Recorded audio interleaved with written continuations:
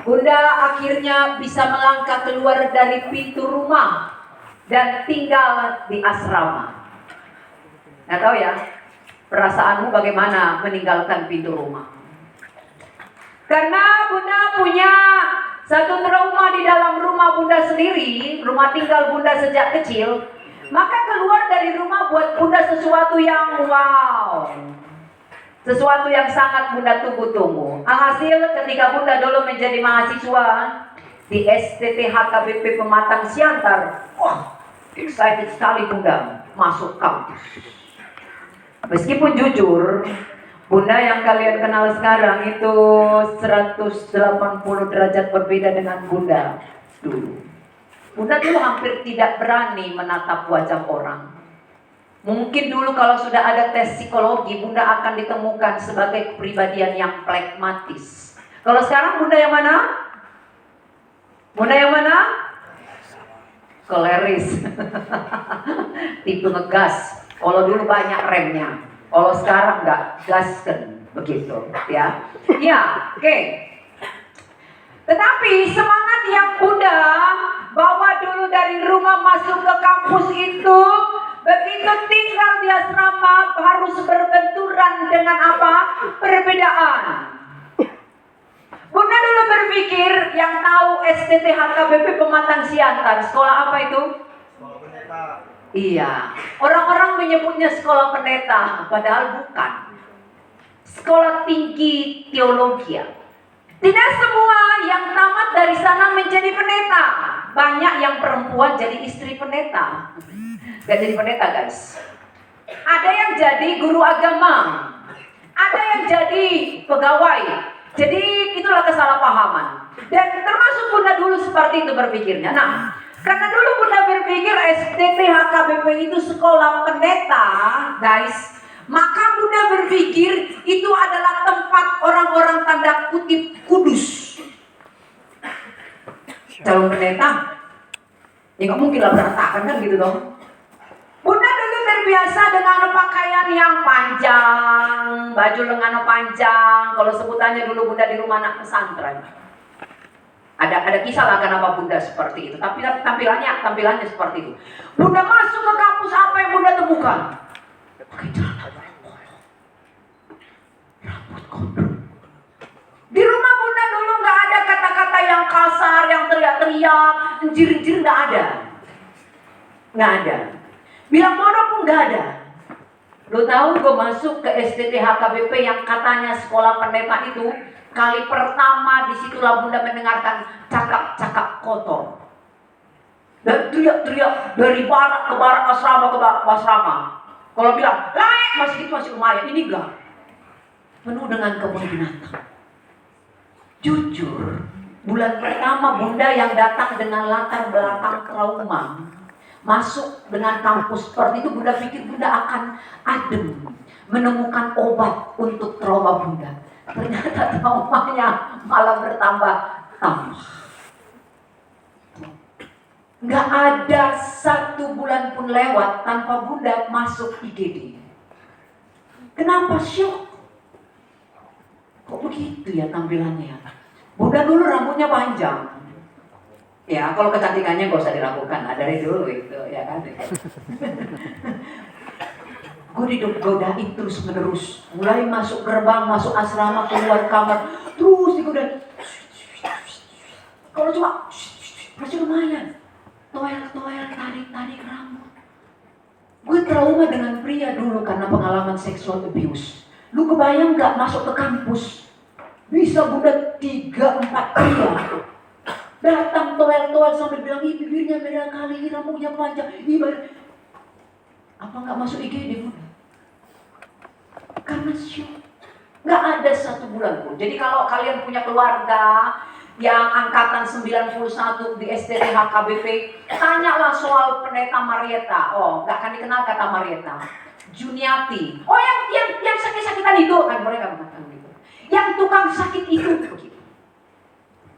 Jadi semangatnya kebanting dengan beradaptasi dengan situasi yang ternyata berbanding terbalik dengan yang Bunda pikirkan. Itu pengalaman Bunda dulu.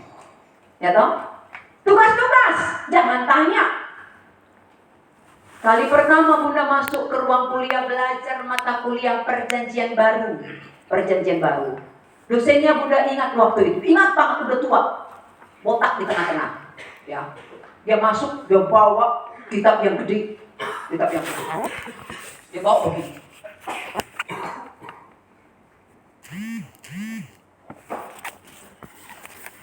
Gue belum tahu kitab yang dibawanya apa. Dilemparkannya ke lantai ruang kuliah. Injaknya guys. Apa nggak syok kami yang gue mikirnya itu surga? Sementara mulai dari sampai Bunda kuliah, pemahamannya apa Alkitab adalah kitab yang suci. Kenapa? Ada kaget? Emang apa ini? Alkitab apa? Ternyata berbahasa Yunani. Tapi kan tetap aja kitab suci namanya, berbahasa Yunani. Karena kalau mata kuliah perjanjian baru, wajib pakai bahasa Yunani, nggak boleh bawa Alkitab biasa. Apa Alkitab? Lalu kenapa kalau saya jajan? Diulangi lagi. Kayak pendang-pendangan, salah tempat kayaknya kita ini salah. Ya kan? Apa ini? Ini kan buku biasa. Kenapa? Anda marah, Anda protes saya perlakukan ini seperti ini. Kenapa? Oh, yang mikirnya tempat malaikat. Salah tempat. Itu satu antara lain. Belum lagi tugas-tugasnya. Maka kalau sekarang kalian mengatakan belum juga kenalan dengan teman satu kamar, sudah harus tugas. Apalagi mata kuliah agama, TikTok. Maafkan Bunda. Ya kan? Tapi tetap saja Bunda mau katakan, ya bagaimanalah, dia harus begitu Bang Elia ya? Benar kan? Bang Elia saksinya, benar kan? Dia ikut rapat dosen loh, Bang Elia saksinya. Memang dibilang begitu. Jangankan kalian, gue kelahiran 72. Kalian lebih pintar soal teknologi. Bunda baru belajar satu sistem, baru belajar. Perasaan semester baru masuk, Bunda merasa baru tahu, baru begini. Udah tahu, udah ganti sistemnya. Beneran, mau muntah Bunda. Kalau nggak ada Bang Elia, Bunda bilang, honor sepri, tekanannya luar biasanya. Serius. Maka kalau kalian tertekan dengan tugas yang banyak, udah lebih dahulu mengalaminya. Oh, jadi Bunda balas dendamnya? Enggak, bukan begitu. Maka Bunda katakan kepada kalian apa? Cintai mata kuliahnya. Kalkulus yang paling kau benci, cintai dia. Bunda agak-agak kau benci, kau rugi. Cintai Bunda minimal 1 semester ini. Supaya apa? Enak bikin video TikToknya. Gitu. Jangan pula ada video TikTok. Ya ada dosen kami, Pendeta Marietta, disuruh kami bikin begini, susah kali begini, begitu kan? Wah, gitu ya. Nah, tapi Bunda mau katakan begini, nakku. Yang Bunda pahami sih, dan semoga pemahaman kita sama. Kita di sini, Anda di sini bukan untuk mengejar IP tinggi. Betul apa salah Bunda? Oh, kalau aku itu Bun, karena bapakku gak bayar uang kuliah, kalau IP ku gak 3,7. Boleh juga sih. Karena anak-anak asuh Bunda pun di beberapa kampus yang tersebar di Indonesia ini Bunda bilang, IP kalau nggak minimal 3,5 nggak Bunda bayarin kuliahnya. Enak aja kok, emang butuh uangnya. Memang ya juga, ya kan? Tapi nggak melulu cuma itu, betul nggak? Persis seperti lirik lagu Rumah Kita, masih ingat nggak? Bertumbuh. Bertumbuh di mana? Akademis. Bertumbuh di mana? Emosional. Lu masih ingat nggak ketika lu masih anak-anak SMA? Ya, emosimu seperti apa? Kalau masih sama setelah berapa bulan sudah di kampus ini? Oh, masih 1 bulan. Kalau masih sama setelah 1 bulan kau di sini, berarti belum mengalami pertumbuhan. Harusnya dengan status maha, Anda mengalami pertumbuhan di emosi juga. Yang baper-baper mulai dikurangi, yang sombong-sombong ya kan mulai dikurangi, karena ternyata biar kau anak gubernur, anak presiden sekalipun tetap juga dapat tugas yang sama di mata kuliah agama, bukan? Nggak ada dikatakan, oh coba ya anak-anak pendeta ya daftarkan namanya auto dapat A. Nggak ada kan? Nggak ada kan? Nggak ada. Justru Bunda mau bilang, anak-anak pendeta jaga ya, jangan sampai nilai kau E. Malu tak kau nanti dengan mama kau, ya kan? Mata kuliah agama, anak pendeta nilai E, ngulang pula dia, ya kan? Ya kan? Bukan soal masuk surga atau tidak, ya kan? Tapi malunya ini gitu. Tapi bagaimana kita mengalami pertumbuhan, dan yang terpenting secara apa? Spiritual. Tadi malam, Bunda terima telepon dari satu mahasiswa di ITS Surabaya. Dia mengalami panic attack. Karena kenapa? Teman akrabnya bunuh diri. Dia merasa bersalah. Satu. Plus gak cuma merasa bersalah, dia marah ke temannya yang bunuh diri ini. Tapi gak bisa dilampiaskan karena sudah mati. Akhirnya itu menyerang dirinya sendiri. Dia tadinya pribadi yang sangat tangguh. Teman akrabnya bunuh diri. Dia bilang, kenapa dia harus mengambil keputusan bunuh diri? Kenapa? Kurang susah apa hidupku dibandingkan hidup dia? Dia mendengarnya. Tapi karena Bunda mengerti, sok-sok dikeluarkan. Memang diceritakan susahnya ke kamu, diceritakan Bunda. Tapi keras kepala dia. Kasih saran ini gak mau dia. Dia pilih pula bunuh diri. Memang otot kali dia, orang Batak. Apa aku bilang? Boru dengan amang boru di kampung. Mati pula dia. Bolak-balik dia bilang, mati pula dia. Mati pula dia. Ya itu orang kalau dapat panik. Seperti itu. Dan Anda tahu tidak, setelah lebih dari 1 jam dia ngomong, terus Bunda bilang, apa nak yang paling ngomong? Kan pilihkan dia. Pilihkan dia untuk itu bukan karena salahmu. Bapak sudah kasih waktu, kasih dirimu untuk mendengarkan dia. Dia yang memilih untuk bunuh diri. Apa? Ternyata sahabatnya itu adalah cerminan dirinya sendiri. Ngerti maksudnya? Cerminan dirinya. Dia punya begitu banyak luka, punya begitu banyak kepahitan, tapi dia menjadi begitu sangat keras pada dirinya sendiri.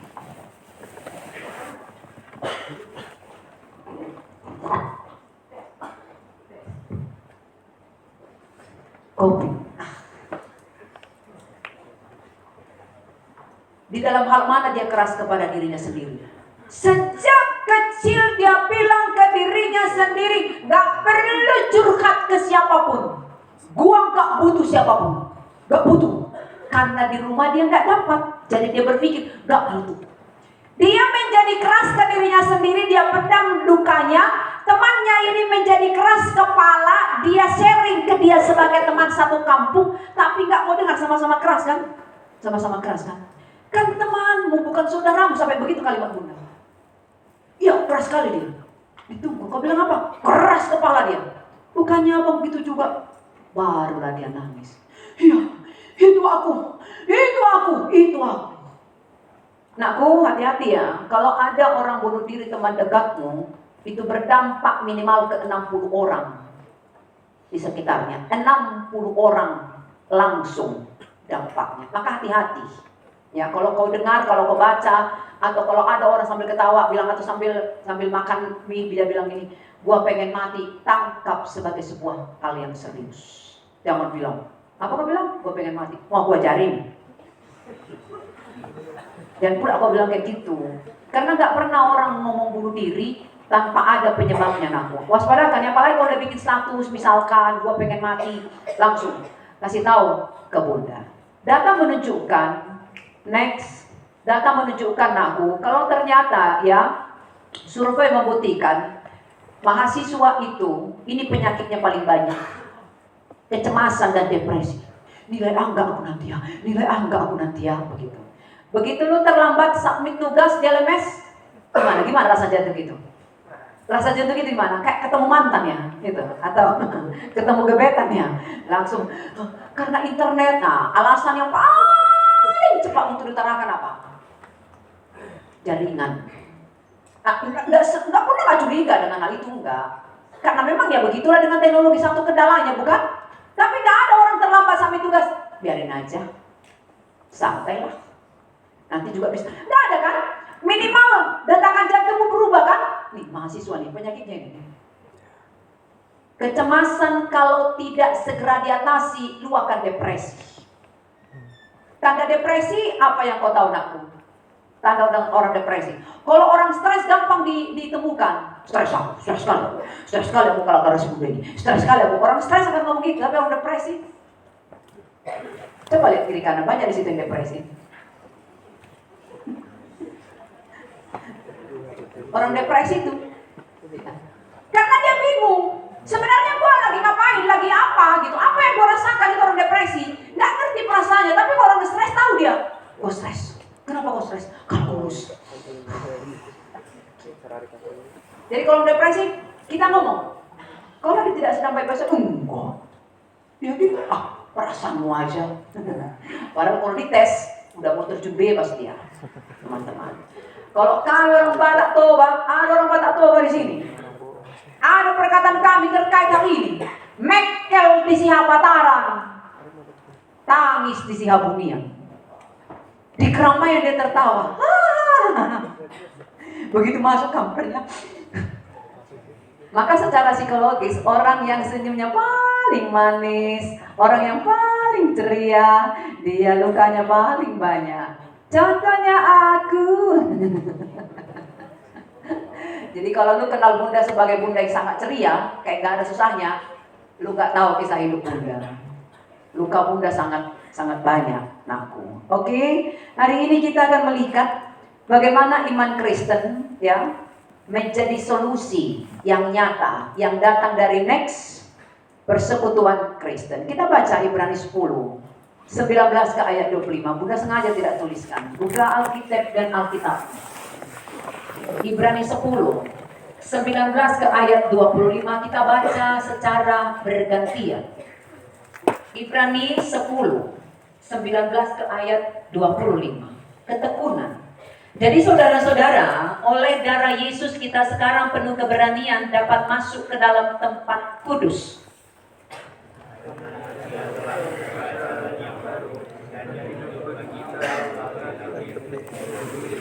Dan kita mempunyai seorang imam besar sebagai kepala rumah Allah. Karena itu marilah kita menghadap Allah dengan hati yang karena hati kita telah dibersihkan dari teknologi yang jahat dan tubuh kita telah dibasuh dengan air yang murni. Marilah kita teguh berpegang pada pengakuan tentang pengharapan kita, sebab Ia yang menjanjikannya setia. Dan marilah kita saling memperhatikan supaya kita saling mendorong dalam kasih dan dalam Janganlah kita menjauhkan diri dari pertemuan-pertemuan ibadah kita seperti dibiasakan oleh beberapa orang, tetapi marilah kita saling menasihati dan semakin giat melakukannya menjelang hari Tuhan yang mendekat. Ayat ini menjadi fondasi dari seluruh nasihat-nasihat yang menyusul diutarakan oleh penulis surat Ibrani anakku. Dan kita akan melihat 3 kebenaran fundamental yang akan membawa kita memahami mengapa kita harus berteman, bersahabat atau bersekutu. Next, yang pertama ya. Di ayat itu kita dikasih tahu kalau kita punya jalan yang baru dan hidup yang baru. Di perjanjian lama ketika belajar mengenal Tuhan, kita tahu kalau Tuhan di perjanjian lama adalah Tuhan yang sangat jauh, Tuhan yang sangat asing, Tuhan yang sangat kejam. Itu di perjanjian lama. Maka kalau orang-orang di perjanjian lama dulu mau ketemu sama Tuhan, wah luar biasa ritualnya. Persiapannya ya kurang lebih miriplah dengan saudara sepupu kita. Persiapannya.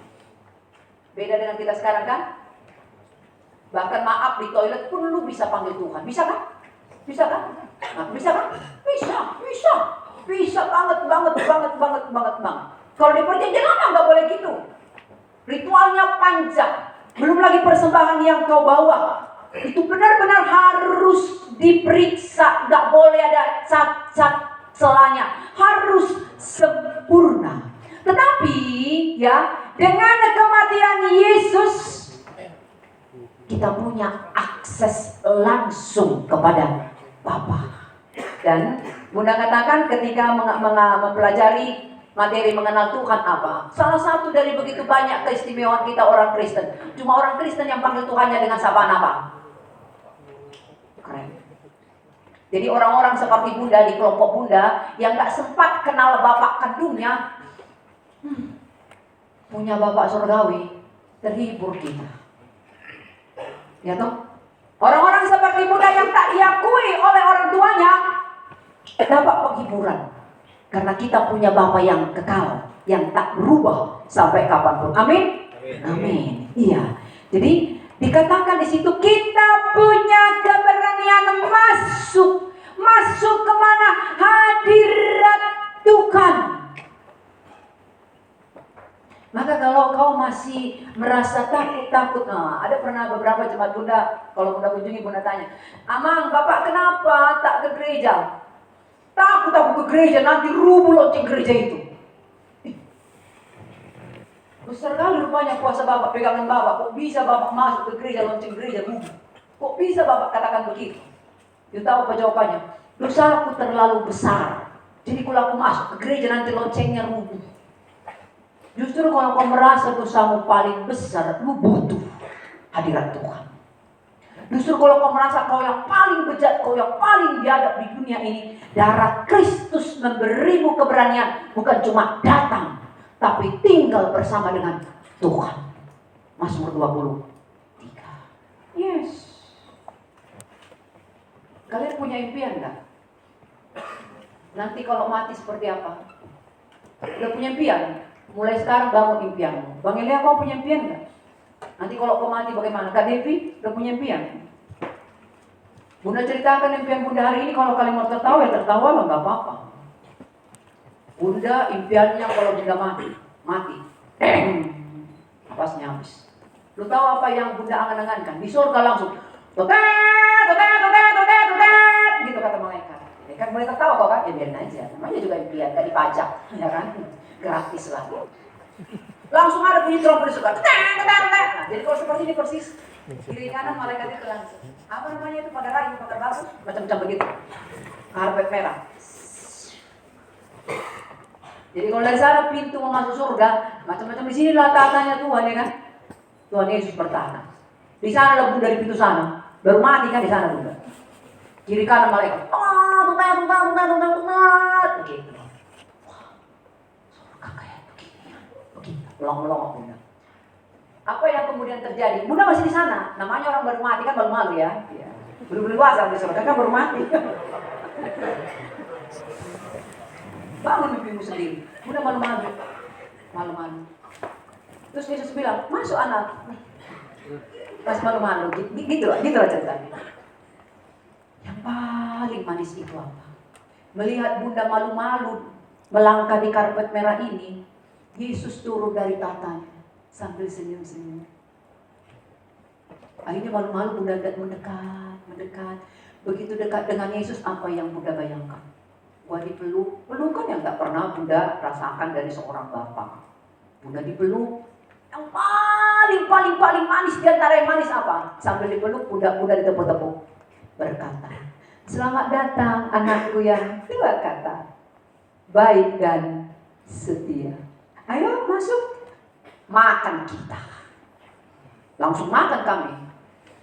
Ya karena kita menjanjikan begitu kan. Ketemu dengan Tuhan yang pertama kita lakukan apa? Kau pikir praise worship, makan bersama. Mana? Makan kita. Wih, enak kali. Ya kan? Itu impian Bunda. Maka ketika firman Tuhan berkata, darah Yesus memberimu keberanian untuk masuk jalan yang baru ke hadirat Tuhan. Harusnya itu menjadi satu penghiburan terbesar dari semua penghiburan apapun yang bisa dikasih dunia ini padamu. Karena kenapa? Mazmur 23 ayat 6. Emang mana tempat ternyaman di dunia ini? Di samping kasih itu tempat ternyaman. Hatiku damai, jiwaku tentram di sampingmu. Besok sudah dengan yang lain. Mana kau? Enggak kan Bang Elia kan? Enggak kan? Tempat ternyaman bukan di samping Kak Devi kan? Enggak. Enggak, kan? Bukan sama sekali. Tempat ternyaman itu di hadirat Tuhan. Itu kalau kau buktikan. Lu curhat ke orang lain, mungkin dia dengar-dengar nih, kayak gue ini curhat, misalkan. Tengok. Hari ini bisa didengar. Tapi kan gak selalu dia di titik stabil untuk mendengarkan, bukan? Dia lagi lelah dengan tugas kuliah, tiba-tiba, oh, Bang Angku mau cerita. Ya udah cerita. Cepat. Tugasku banyak nih, deadline udah kejar-kejar nih. Udah, memang gak ada cintamu sama aku. Udah lain ceritanya. Udah, tadi cuma mau cerita, sekarang muncul cerita baru. Udah gak dipedulikan. Gak selalu kan? Bahkan dari awal kau ketemu Bunda di kampus ini, Bunda bilang, tolong nak, lukamu jangan kau sembunyikan. Bebanmu jangan kau simpan sendiri. Bagi ke Bunda biar berkurang. Pasti masih ada takut-takut. Pasti mana ada kan? Pulang kuliah, pulang kelas. Bun, aku boleh cerita? Boleh nak, aku boleh. Gak mengganggu Bunda? Boleh. Ada lagi yang chat Bunda, lebih banyak kata maafnya dari ceritanya. Bunda jadi bingung, persoalannya ini kata maaf atau apanya? Maaf ya Bun, mengganggu ya Bun. Gue kalau merasa terganggu, gue gak akan read chatnya elu. Jadi gak usah pakai banyak kali kata pengantar. Maaf ya Bun, aku mengganggu Bun, di jam segini aku mengganggu, gak sopan kali sebagai seorang mahasiswa. Ya Tuhan yang Maha Pengasih. Astaga. Aduh. Gue yang bermasalah membaca chatmu. Jadi gue perlu curhat jadinya. Itu kan? Bunda mengerti. Tapi ke Tuhan. Kalau bukan Tuhan lagi tempat ternyaman untuk kau boleh datang, kemana anakku? Darah Yesus memberikan keberanian, jaminan kapanpun kau datang gak bakal ditolak. Amin. Itu yang pertama. Maka apa penerapannya untuk Anda next mahasiswa? Apa? Sering sekali masalah mahasiswa itu apa? Tekanan akademik, tuntutan sosial. Akhirnya apa? Kita merasa ya, gue sebenarnya siapa ya? Perasaan datang ke kampus dengan nilai sangat tinggi, kata bapak dan mama aku, wah anak yang keren. Sampai di kampus ini ternyata temukan orang yang lebih keren dari dirimu. Siapa sebenarnya? Jadi banyak orang ya, sampai di kampus tiba-tiba jadi dirinya hilang. Tenggelam. Dia nggak ngerti entah siapa dia. Lupa kalau dia patah toba. Yes. Lupa kalau dia itu anak dari orang tua yang orang tuanya petani, yang susah banget karena teman satu kamarnya kukunya 5 cm. Ya kan? Hobinya medi-pedi. Dia masih hitam-hitam kukunya. Langsung lupa dia. Karena apa? Ingin diterima oleh teman satu kamarnya, dirubah semua penampilan, hilang jati dirinya. Bahkan banyak orang yang hanya supaya diterima orang lain, apa yang terjadi? Dia terus menampilkan dirinya, baik-baik saja. Kemana-mana. Rupanya lama-lama dia gak bisa lagi berhenti kayak gitu terus dia. Ya kan yang di jalan itu kan begitu kan? Mana ada susahnya. Mau badai topan gempa bumi pun tetap aja tertawa kan? Iya kan? Ya itu yang terjadi. Ya, kita lupa. Kalau identitas kita tidak dipengaruhi oleh apakah orang lain terima kau atau tolak. Kau sudah belajar kan materi apa? Manusia kan? Yes. Pegang itu anakku. Hidup di situ. Maka kau akan punya alasan untuk memenangkan kalkulus, mata kuliah agama, mata kuliah apapun kau bisa menangkan karena kenapa? Nilai dirimu tidak tergantung pada tugas-tugas. Meskipun nilai akademis penting, tapi value-mu tidak bergantung ke situ. Amin? Oke. Next, apalagi yang kita lihat? Yes. Setelah kita punya keberanian untuk jadi diri sendiri, karena Tuhan terima kita apa adanya, kita dikasih tugas. Ya janganlah pula, Bunda sudah membuka diri tapi kau terus-menerus menutup diri. Ya kan gak begitu juga. Makanya apa dikatakan penulis kitab Ibrani? Datang menghadap Tuhan.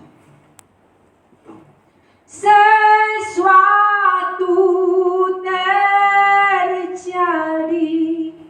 Kalau kami dulu menyanyikan itu selalu kami akhiri dengan kalimat begini. Mujizat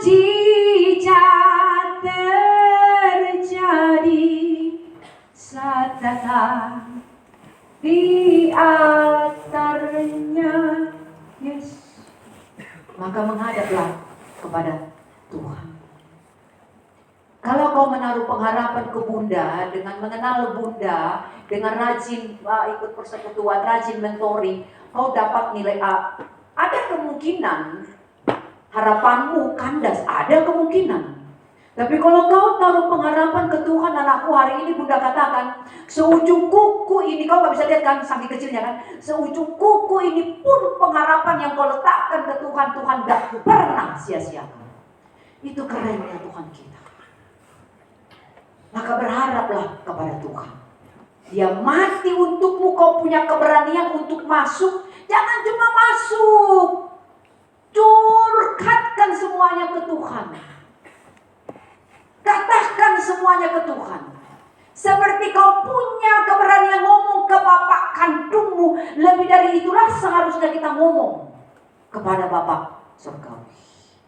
Ya, Elia tahu persis Bunda kalau berdoa, kalau minta sesuatu, persis seperti anak-anak Bunda di House of Grace bilang, kadang-kadang kalau kami pikir Bunda ini kalau beriman gila katanya. Seperti orang gila, ya. Karena kenapa? Gue punya bapak pemilik jaga raya, ngapain gue kesukaan-sukaan minta sesuatu? Terima kasih Tuhan, sebuah rumah. Ada? Rumah datang. Terima kasih sebuah mobil datang. Terima kasih Tuhan, anakku masuk PTN, anakku lolos PTN. Kenapa? Karena yang punya segala sesuatu. Sing penting apa? Lu ketika minta apapun ke Tuhan, cari tahu maunya apa, seleranya apa. Sama seperti bapak kandung kan? Ada kayak gitu, kalau minta apa-apa ke mamanya, bisik-bisik mamanya, Mak cantik kali hari ini. Itu sekembar muda itu, kayak gitu tuh. Oh ratuku, cintaku, cantik kali mama, katanya. Gak ada maunya. Mama ini langsung kayak gitu, yang gak ada yang maunya apa-apa sih, gak bisik-bisik. Tapi gak usah nunggu 15 menit. Mama punya uang. Ya, kalau zaman dulu kami kayak gitunya, horas di atas, hepeng di tol. Horas bapak dan mama, kan dulu gak ada handphone kan. Horas bapak dan mama, saya ada bapak dan mama, jadi kayak gini ya, uang kos sudah naik, mak ada uang beli buku, bla bla bla bla bla bla bla. Tuhan memberkati, selesai. Kalau kalian sekarang terhubung dengan orang tua awal bulan atau akhir bulan untuk mengatakan jangan lupa transfer mah. Waduh, persis seperti anak-anak asuh Bunda. Kalau sudah awal bulan, tuh. Selesai Bunda transfer sepi. Nggak ada yang chat gue, nggak ada. Anak-anak sekarang seperti itu. Ketukan, jangan kau bikin begitu, guys. Datang kalau cuma kau ada perlunya. Bangun relasi yang jangan dekat, karena iblis pun dekat. Relasi yang intim dengan Tuhan. Nah, hanya ketika kau benar-benar ada di hadirat Tuhan, enggak di teras, apalagi di pagar saja, di gerbang saja, tapi masuk dan bersama-sama dengan Tuhan, lu akan ngerti betapa nikmatnya meletakkan setiap pengharapanmu di dalam Tuhan. Dan ketika kau letakkan pengharapanmu di dalam Tuhan, ini. Maka kalau ada orang-orang yang hidup untuk dirinya sendiri, lu tahu gak akarnya di mana? Relasinya ke Tuhan yang beradil. Gampang sekali melihatnya. Orang kalau relasinya ke Tuhan oke, ke sesama pun pasti oke. Nih jawabannya. Nggak ada orang dekat dengan Tuhan, intim dengan Tuhan. Banyak kali musuhnya nggak ada. Orang yang intim dengan Tuhan akan punya cinta tanpa syarat. Sesulit apapun orang lain, dia punya alasan untuk bahkan mengasihi orang yang tidak layak menurut dunia ini. Saling memperhatikan satu sama lain. Oke, itu dia. Next. Dan kalau ternyata kita harus saling memperhatikan apa kata firman Tuhan hari ini. Kita baca bersama-sama. 1, 2, 3. Dan marilah saling memperhatikan supaya kita saling dalam pekerjaan baik. Tolong perhatikan kata memperhatikan. Memperhatikan kata noeo. Itu di bahasa Yunaninya. Artinya apa? Kita punya kewajiban merenungkan Chelsea. Merenungkan, dia merenungkan. Bang Elia merenungkan. Kak Preti. Itu artinya perhatikan. Jadi perhatikan cuma cantik dia. Enggak. Memperhatikan adalah apa yang dia butuhkan. Apa yang sedang dia alami. Itu kata memperhatikan. Dan mustahil Anda bisa sedetil itu memperhatikan seseorang kalau tidak terhubung dengan sang penciptanya. Nggak mungkin. Nggak mungkin sama sekali. Nggak akan mungkin. Banyak mahasiswa next kalau sudah bermasalah apa yang dia lakukan? Ya, apa yang dia lakukan? Next lagi Bang. Next. Apa yang dia lakukan? Menyendiri. Kalau punya masalah dia langsung menyendiri dan berpikir udah gak butuh orang lain, aku bisa menyelesaikan sendiri. Atau dia sebenarnya pengen ngobrol ke orang lain tapi orang lain gak peduli. Atau dia pengen ngobrol tapi dia gak enakan ke orang lain. Nah hari ini apa kata Tuhan? Orang yang saling memperhatikan itu ya, next, orang yang saling memperhatikan itu harusnya seperti apa? Lu kalau ketemu seseorang, teman satu kamarmu, satu kosan, satu kelompok kecil, kalau kau lihat wajahnya berubah, bahasa tubuhnya berubah, minimal tanya, hei, apa kabarmu? Kok kelihatan wajahmu sendu, gak seperti biasanya? Ada pernah satu cerita. Orang ini di rel kereta api. Di rel kereta api tujuannya mau bunuh diri. Memang hebatnya manusia adalah bukan kereta api yang nabrak dia nabrak kereta api. Ya, kan memang begitu kan, orang bunuh diri mau sudah kehilangan logikanya. Kereta api dari sana, dia sudah di sini di atas rel kereta api. Tujuannya adalah gua mau mati. Ada orang dari sana berpapasan, datang dari arah berlawanan, senyum ke dia. Gini ya, keringnya berkerut. Nah, makin dekat, makin enak senyum kawan ini. Dia bingung lihat kiri kanan. Nah, orang cuma dia doang. Makin dekat, makin senyum. Kali keempat orang itu senyum, dia bilang begini, ke gue, lu lagi senyum ke gue, lompat di daerah kereta api. Gak jadi bunuh diri, karena yang dibutuhkannya adalah ternyata ada orang yang senyum ke dia. Setelah diajak ngobrol dia bilang apa? Aku merasa aku gak dibutuhkan lagi. Senyummu menyelamatkan aku. Satu hal kecil, mungkin itu dibutuhkan orang lain. Bukan ke wajah, ke makan bakso tomi ayam, enggak, mungkin satu pertanyaan saja. Kok kelihatan wajahmu beda? Kau sedang lelah kah? Tugasmu berat kah? Mau cerita? Ayo cerita, gue dengerin. Dan anakku, camkan baik-baik yang Bunda katakan ini. Kalau orang cerita padamu, berarti kau berpikir untuk kasih solusi lah, bla bla bla bla, enggak. Orang kalau curhat padamu, dia tahu menyelesaikan persoalannya. Dia cuma butuh ini.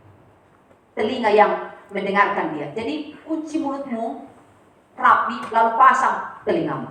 Dia pasti akan tertolong dengan hal itu. Sudah, maka penting kita ya untuk memberikan apa? Tempat yang aman bagi siapapun. Jadilah orang yang siapapun datang padamu itu menjadi apa? Tempat yang aman untuk dia bisa mengekspresikan perasaannya. Yang kedua, saling mendorong. Kita sudah di mana PPT ini sekarang? Next. Ini. Bang Elia, Kak Devi yang sudah lama di PMK, kita punya lagu nggak, tahu nggak kalian? Kau teman aku, teman kita selalu. Maka tahu nggak lagu itu? Tahu? Oh, tahu ya? Tahu ya? Coba kita bangkit berdiri, coba kita nyanyikan. Ya, coba kita nyanyikan. Boleh Kak Devi dengan Bang Elia bikin gerakannya, kan ada gerakannya manis sekali. Coba. Mau ke siapa? Boleh Bang? Karena lagu itu, wah, itu membuat Bunda bernostalgia masa kampus dulu. Roti dan mentega ya Bang ya? Berdua-dua dong, berdua-dua. Oke. Mainkan Bang.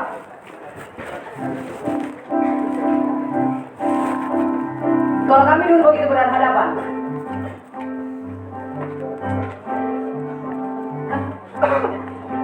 Kau temanku, ku temanmu, kita selalu bersama seperti mentega dengan roti.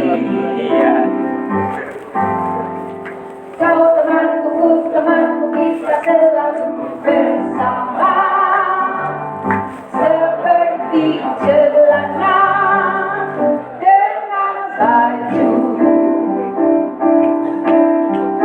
Ku akan selalu mendukungmu, dorongmu terus maju.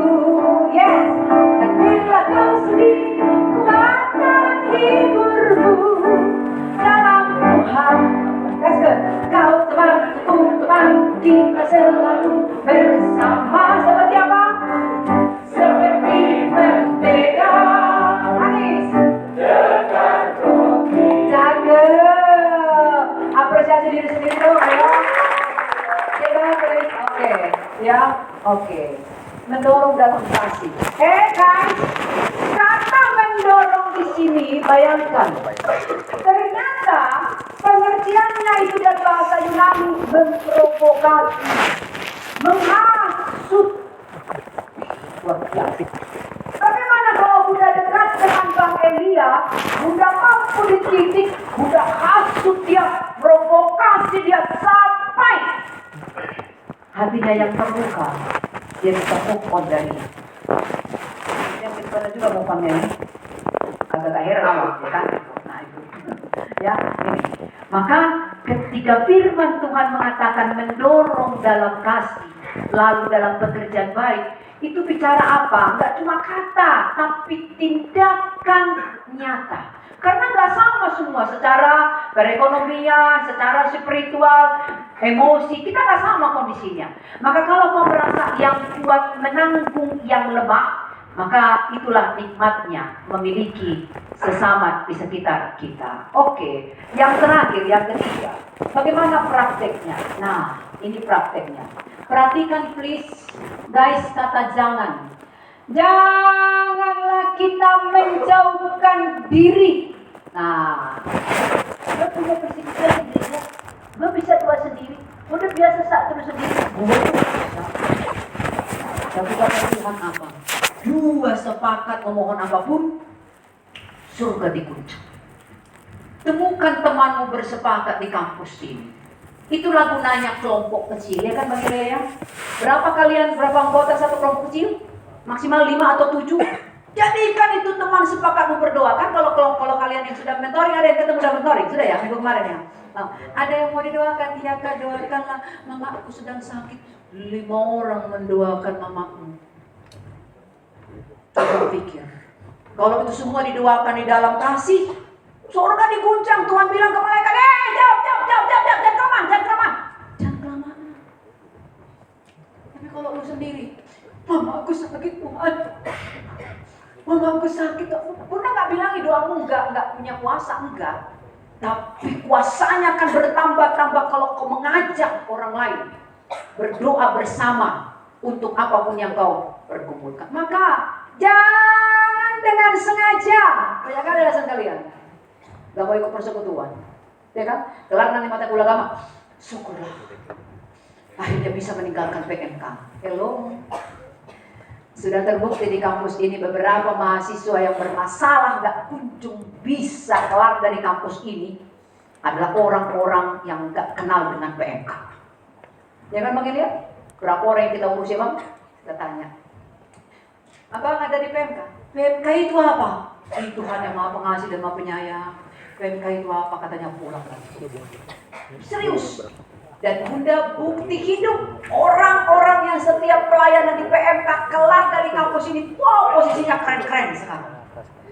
Posisinya keren-keren. Karena gak pernah kebetulan Tuhan bawa kau ke sini ketemu dengan orang yang berbeda dogma, berbeda aliran gereja, berbeda suku. Enggak kebetulan. Itu semua itu Tuhan pakai untuk membentuk kita. Maka ingatlah anakku, persekutuan next itu adalah apa? Ya, udah tadi. Ya, ini.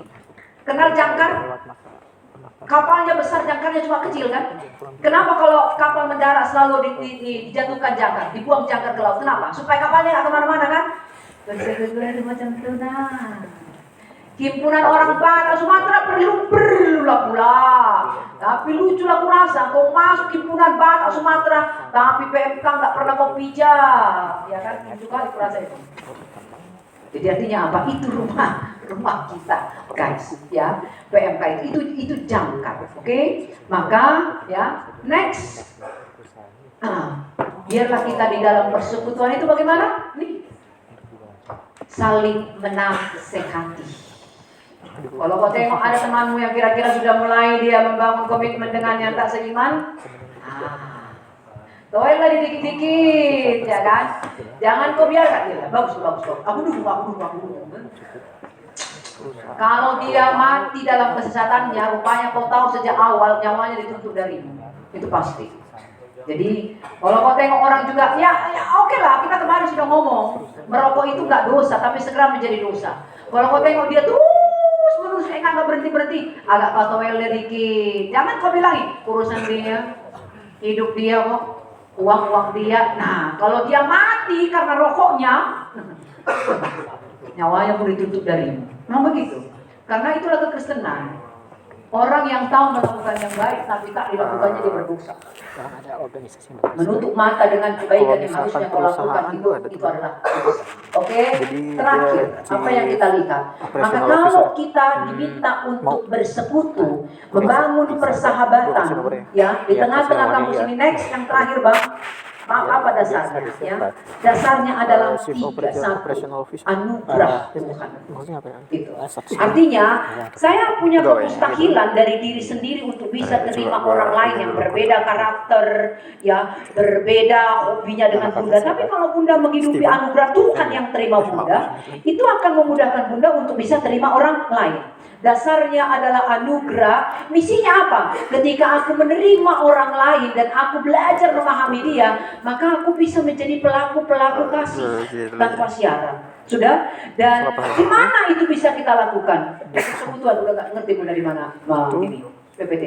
Di mana Bunda bisa mengaplikasikan anugerah dan cinta yang Bunda terima? Di persekutuan. Di rumah kita PMK pusat maupun PMK UP kita masing-masing. Maka Bunda ngasih tantangan untuk Anda hari ini. Katakan kepada diri Anda, ya. Katakan kepada diri Anda bahwa aku tidak harus menghadapi pergumulanku sendirian. Aku bisa menghadapinya bersama dengan orang lain. Tapi ada catatan kecil. Jangan terlalu cepat mempercayai orang lain. Dan ketika kau punya teman untuk kau percaya, entah itu pacarmu, sebelum jam 4 simpan sore, sebagian untuk jam 4 ya. Kalau enggak, karena kita nggak tahu apakah bisa sih itu akan jadi pasanganmu atau untuk istirahat sampai jam 1. bahkan meskipun kau sudah bersahabat berkepompong, simpan sesuatu. Jangan buka semua.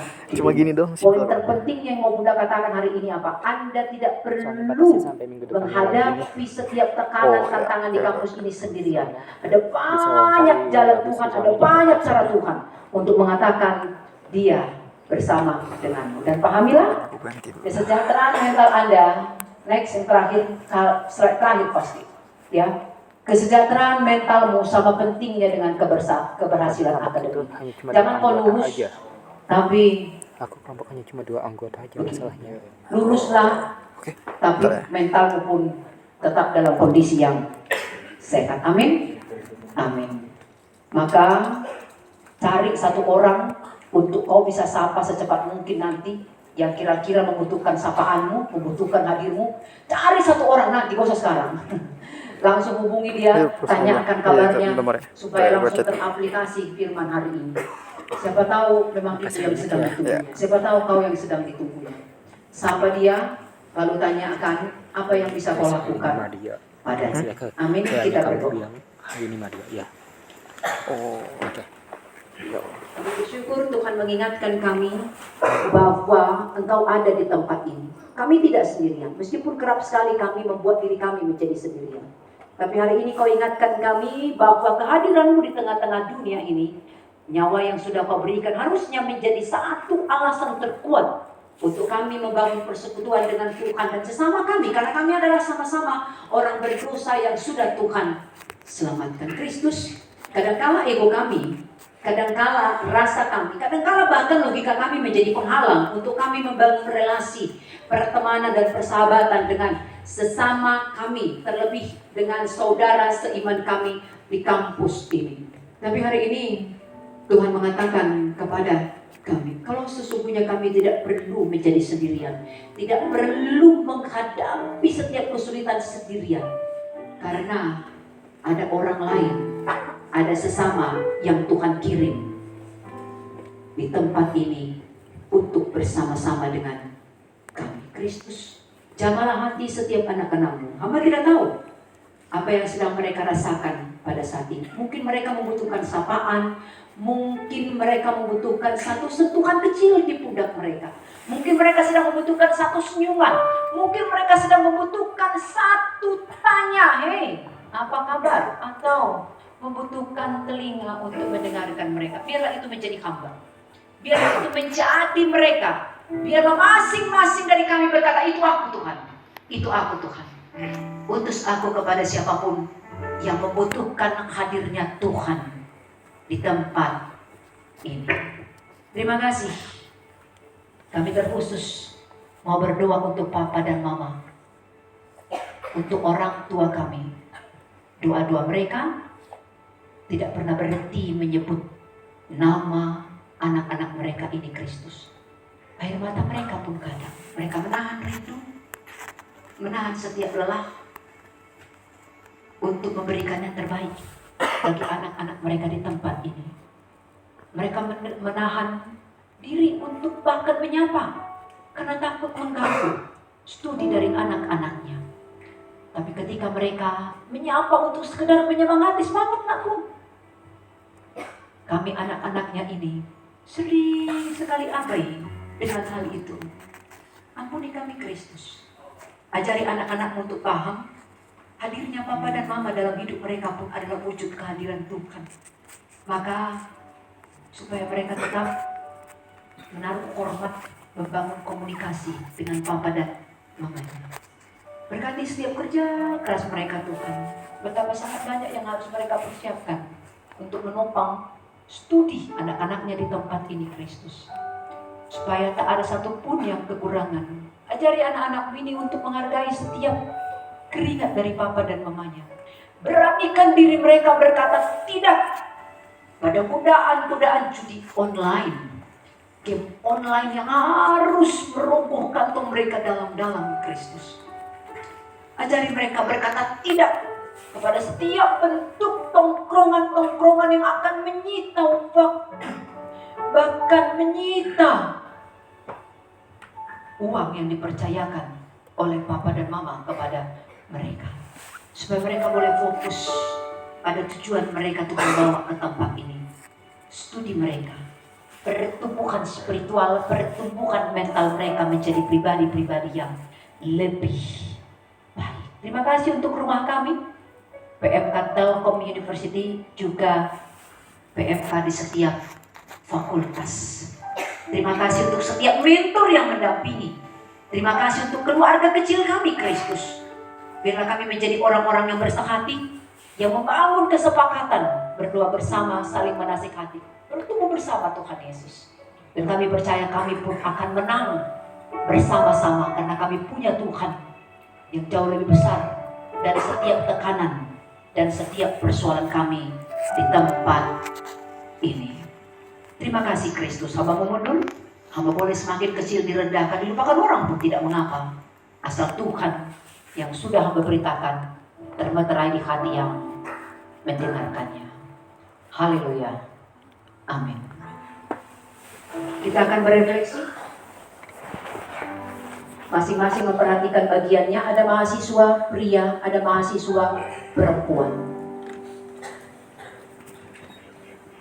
Kita telah mendengarkan firman Tuhan tentang betapa pentingnya untuk kita memiliki persahabatan dan komunitas. Tetapi sering sekali kita mengabaikan hal itu. Apa yang kemudian kita alami?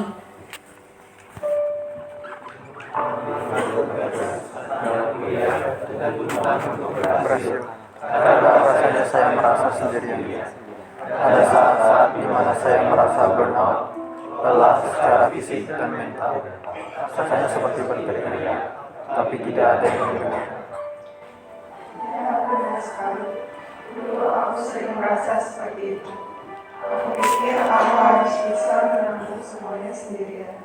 Aku takut menunjukkan kelemahanku. Tulisannya apa ya? Tapi kali ini aku menemukan Bisa seseorang langsung chat aja. Ini lagi dia lagi balas kok. Coba. Oke, coba aku cek ya. dia tidak langsung memberiku solusi. Tapi kehadirannya dan doanya membuatku merasa tidak sendirian. Aku pernah mengalami masa aku merasa tidak benar dan biasa, merasa cemas dan sedih. Tapi Teman-temanku di Belanda datang membawa makanan dan menjagaku baik. Dia bilang kita harus sama-sama. Kesehatan mentalku lebih penting dari nilai. Tuhan ada bersama kita. Sahabat Kristen itu bukan hanya tentang bersenang-senang. Itu juga tentang saling menopang saat salah satu dari kita